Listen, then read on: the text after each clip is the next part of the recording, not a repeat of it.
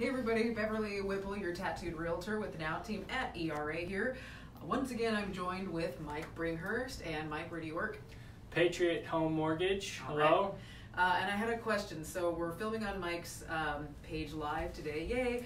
And it's kind of funny, I'm asking the question, but I reached out to you because I saw yesterday that the Fed did something, and it has to do with the interest rate. So first of all, let's keep it simple to begin with. What is the Fed, and how is that affecting us? And then what did they do that affects my industry? Yeah, so the Federal Reserve is like the central bank for the country, and it's owned by private investors. It's like the word Fed makes people think that it's the government, but it's actually not. Okay. It's owned by people like you and I.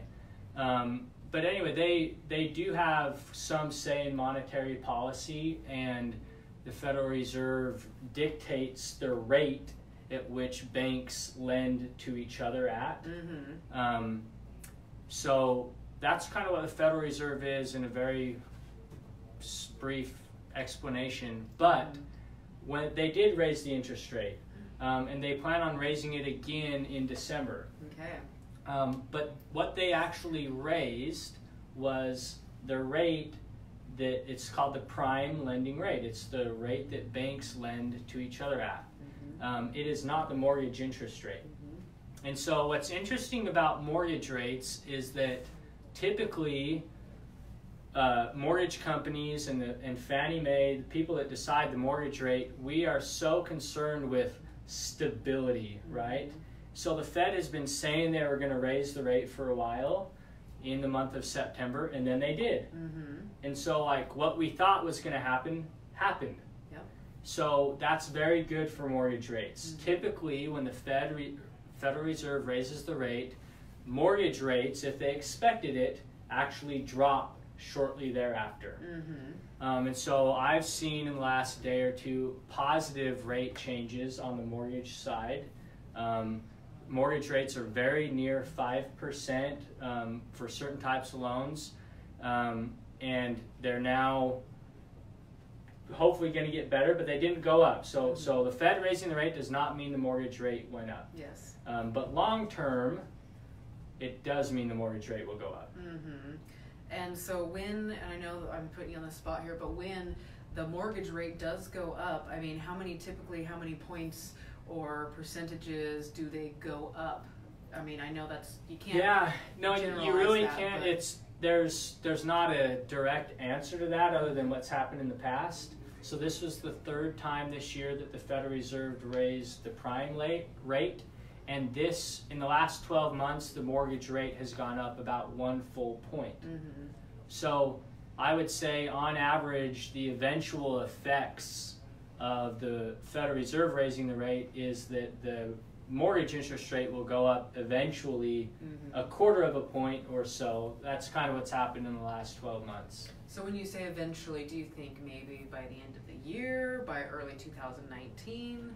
The reason why the Federal Reserve is doing this is because the Federal Reserve and a lot of economists believe and see the data, historical data and current data, that there is going to be a recession very soon, an economic recession.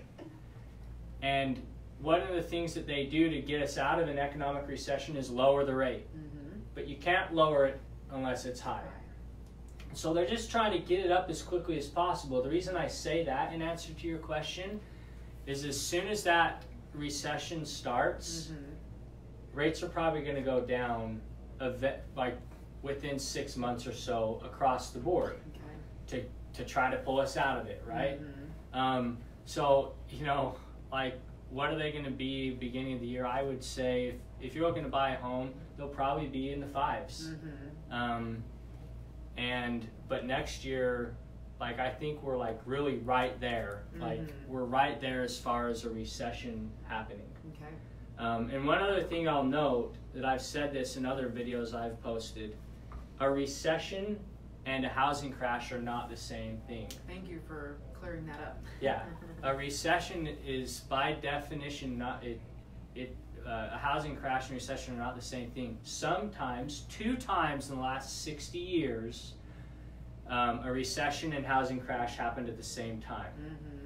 But there's been 12 recessions in the last 60 years, and only twice did housing prices drop. That doesn't mean that they won't. But when I say recession, I mean like the stock market having a big correction and things like that, unemployment going up and things like that.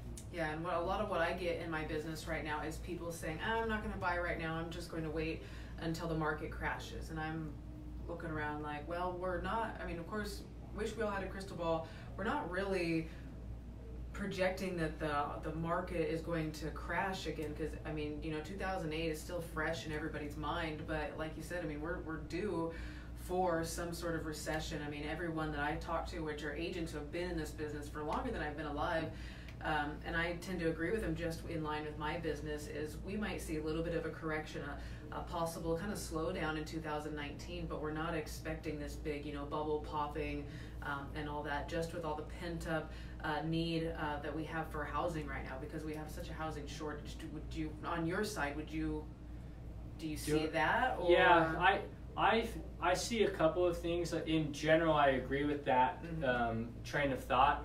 However, local Washington County home prices on existing homes for sale compared to the national average, and the median home price compared to the national average, it's high, and the average number of homes sold in the last 30 days compared to a year ago 30 days is like low. And so I do think that locally we are experiencing a plateau in prices. I don't think prices are going to continue to go up as quickly.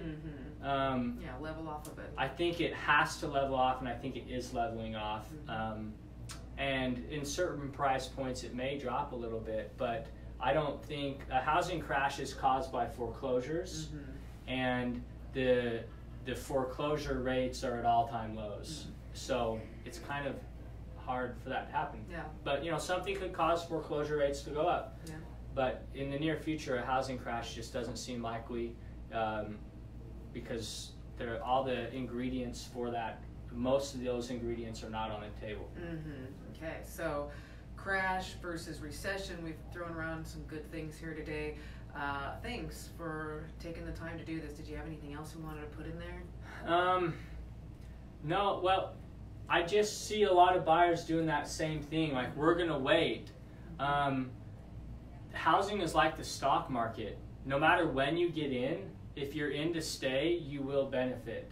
People that invested in the stock market in late 2007, before it crashed, or before 2001, before the big crash in 01 that was caused by September 11th, people that jumped in right then, today, made a ton of money because of jumping in right then. Now, if you hop out in the dip, that wasn't very smart. So anybody that's looking to buy a home, find a deal that works for you. Find a house that you can afford right now. You can afford the payment, and if you need, it doesn't have to be the Taj Mahal. That's what we're saying. Is you yes, buy it now. You build your equity. You fix it up. You make your payments on time. You build your credit. Right? Yes. Going here, So it's just, if realtors don't even know what to do, and they're experts in the industry as far as, do you buy now or sell now? What's the market going to do? And so to the people that aren't in the industry, if you think you're going to play the real estate game, good luck. If you need a house, find a house you can afford and buy the house and make your payments. And in 15 years, you'll come out on top, guaranteed. That's my message for people. For sure. So I love it. Cool. Well, thanks so much, Mike. Okay, everybody, if you want to call or text me, if you're looking to buy or sell, 435-705-1857. Mike, how do they get a hold of you? 435-256-0275. Cool. Thanks, everybody. Bye. Thanks.